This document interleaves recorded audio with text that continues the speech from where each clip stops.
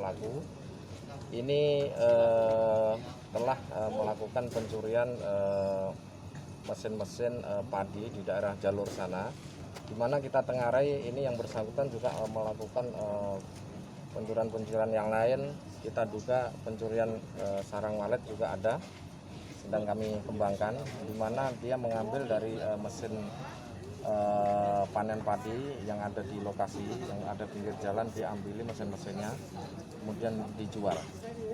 Maka kita sedang mencari untuk penadahnya.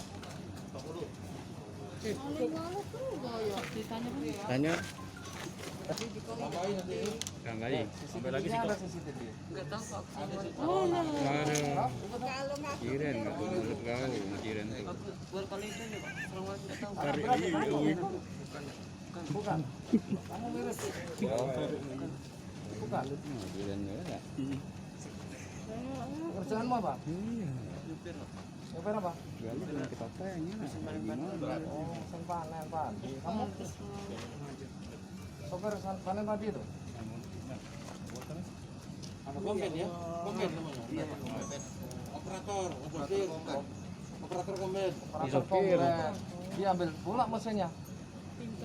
Jadi sebelum mereka ini ngambil ya. Iya, iya. Coba mana caranya? Gimana caranya? Pakai kunci. Kunci dongkrak. Terus? Kami dongkrak kami buka kau itu.